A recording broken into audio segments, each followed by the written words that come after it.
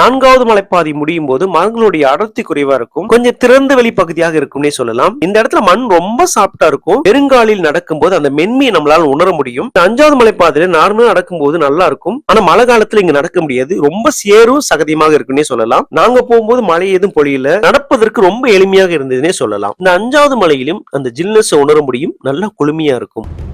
5வது மலையில ஒரு சித்தர் சமாதி இருக்கிறத நீங்க பார்க்க முடியும். ஒட்டன் சித்தர் சமாதி அப்படின்னு சொல்லிட்டு பேர் பலகை வச்சிருப்பாங்க. இந்த ஒட்டன் சித்தர் சமாதி அவ்வளவு சீரா இருக்காது. பாக்குறதுக்கு கல்லு மண்ணுமா கிடக்கும். இந்த ஒட்டன் சித்தர் யாரா இருக்கும் அப்படின்னு சொல்லிட்டு வலைதளத்தில் தேட ஆரம்பிச்சேன். எனக்கு அவ்வளவு பெரிய தகவல் எல்லாம் கிடைக்கல. ஆனா ஒரு காணொலியில ஒரு ஆன்மீக பெரியவர் இந்த ஒட்டன் சித்தர் சமாதியை பற்றி கொஞ்சம் விளக்குனாரு. இந்த ஒட்டன் சித்தர் அப்படிங்கிறவர் ஒரு சித்தர் கிடையாது. இந்த வெள்ளையங்கிரி மலையில் இருக்கிற பாதையை சரி செய்யக்கூடிய ஒரு பணியாளரா அங்க வேலை செஞ்சிருக்காரு. அப்படி அவர் வேலை செஞ்சிட்டு இருக்கும் போதே அவர் இங்க இறந்திருக்காரு. அவருக்காக அமைக்கப்பட்ட சமாதி அப்படின்னு சொல்றாங்க. இதுல எந்த அளவுக்கு உண்மை அப்படிங்கிறது தெரியல. உங்களுக்கு தெரிஞ்சா இந்த விவரங்களை நீங்க கமெண்ட் பாக்ஸ்ல சொல்லுங்க. தயவு செய்து இந்த மலைப்பேட்டத்தில் வருபவர்கள் மது அருந்தி விட்டு ஏறாதீங்க. ஒரு சிலர் என்னை கடந்து போகும்போது அந்த மது வாசனையை நான் உணர்ந்தேன். ஒரு ஆன்மீக சார்ந்த பயணத்துல குழந்தைகள், பெரியவர்கள், பெண்கள் அப்படின்னு சொல்லிட்டு நிறைய பேர் பயணிக்கக்கூடிய இந்த இடத்துல கெட்ட வார்த்தைகள் பேசிட்டு போறது வந்து ரொம்ப முகம் சுளிக்கிற மாதிரி இருந்தது. நிறைய பேர் இதே மாதிரி கேஷுவலா பேசிட்டு போறாங்க. அந்த மாதிரி பேட் வேர்ட் யூஸ் பண்ணிக்கிட்டு அந்த மலை பயணத்துக்கு தயவு செஞ்சு வராதீங்க. இந்த மலையேற்றத்துக்கு எந்த மாதிரியான ட்ரெஸ் போட்டா நல்லா இருக்கும் அப்படின்னு கேட்டீங்கன்னா,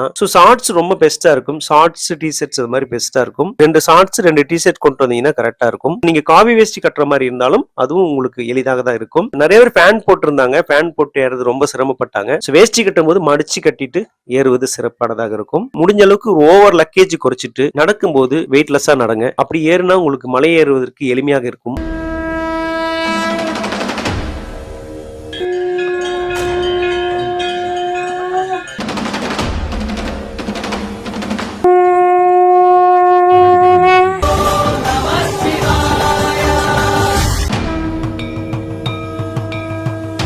என்னப்ப நல்லவா